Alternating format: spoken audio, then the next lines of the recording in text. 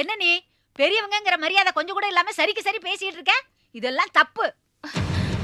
நீங்க என்ன நடுவுல தூண்டி விட்டுட்டு முதல்ல வெளியே போங்க. இல்லங்கம்மா, இவ வெளியில போங்கன்னு சொல்றது உங்களே இல்ல, ஜாடமாடைய எங்களை தான் சொல்றா. ஐயோ அத்தை, இல்ல. ஏண்டி நீ யாரடி என்னை என் மகளை வெளியில போன்னு சொல்றதுக்கு? அத்தை, நான் உங்களை சொல்லல. நீங்க எங்களை தான் ஜாட பேசுனீங்க. நிர்மலா, நீ என்ன பார்த்துட்டு தானே இருந்த. நான் உங்களை சொல்லல அத்தை. ஏய், நீ யாரடி வெளியில போன்னு சொல்றதுக்கு? இப்ப நான் சொல்றேன், இது ஏன் மக வீடு. முதல்ல நீ வெளியில போடி. அத்தை, ஏய், வெளியில போடி. அத்தை, போடி. அத்தை, ஏய், அத்தை, நான் சொல்றது கேளு. அத்தை, போடி.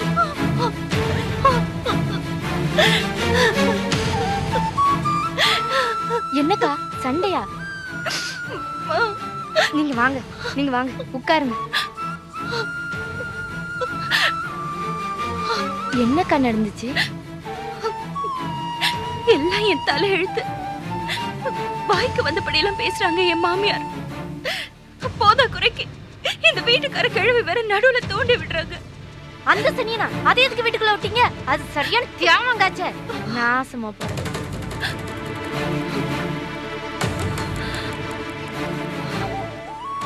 என்னக்கா, என்ன பிரச்சனை? என் ராசி சின்ன சின்ன விஷயம் கூட பெரிய பிரச்சனையா மாறிடுது. என் வீட்டுக்காரரோட தம்பி செல்வம் ஏதோ நல்லது பண்றாருன்னு நினைச்சு உதவி பண்ண போக இப்ப அது எனக்கு தான் பெரிய பிரச்சனையா மாறி இருக்கு.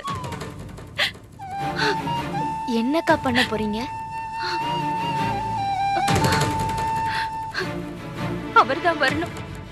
என்ன விஜய் திடீர்னு வர சொல்லிட்டு என்னெல்லாமோ சொல்ற? நம்மளோட லவ் பெரிய பிரச்சனை ஆகும் போல இருக்கு. லீலா செல்வத்தை தான் கல்யாணம் பண்ணுவேன்னு பிடிவாதமா சொல்லலாம். ஏன்னா செல்வம் எங்க சொந்தக்காரரு.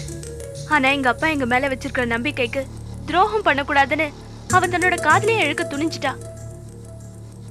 Vijay, just shut up Vijay. இதெல்லாம் சுத்த நான்சென்ஸ். இது உங்களுக்கு நான்சென்ஸா தோணுது. ஆனா லீலா கிட்ட பேசி அவளை ஜெயிக்க முடியாதே. சரிமா, ஆனா உங்க அக்கா மேட்டருக்கும் நம்ம லவ்வுக்கும் என்ன சம்பந்தம்? என்ன இப்படி சொல்றீங்க?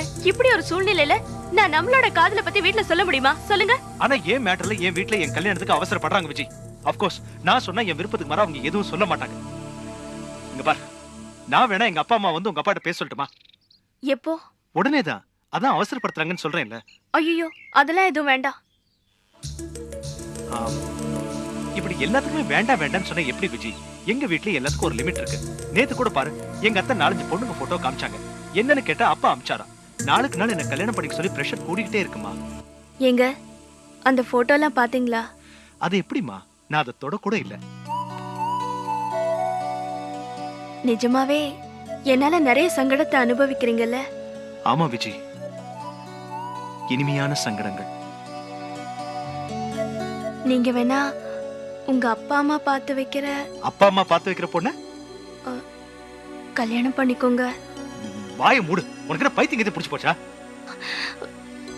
என்னால நீங்க சங்கடத்தை அனுபவிக்கிறது என் மனசுக்கு ரொம்ப கஷ்டமா இருக்கு. சரியான லூசு மாதிரி பேசாத விஜய். இது பார், மனசளவுல உனக்கும் எனக்கும் என்னைக்கோ கல்யாணம் முடிஞ்சு போச்சு. எந்த பொண்டாட்டியாவது தன் புருஷனே இன்னொரு கல்யாணம் பண்ணிக்கன்னு சொல்வாளா? சாரிங்க, உங்களோட அன்பை புரிஞ்சுக்காம. என்னைக்கு தான் எதைத்தான் நீ கரெக்டா புரிஞ்சுட்டு இருக்க? இந்த பார் விஜய், இந்த பிறவியில எனக்கு கல்யாணம்னு ஒண்ணு நடந்தா அது உன்னோட தான். அந்த இடத்துக்கு இன்னொரு பொண்ணால வரவே முடியாது. புரியுதா? புரிஞ்சுக்கிட்டேங்க. உங்களோட அன்பை நான் முழுசா புரிஞ்சுக்கிட்டேன். நான் அதுக்கு அருகதையானவளான்னு எனக்கே சந்தேகமா இருக்கு. எவ்வளவு அன்புக்கு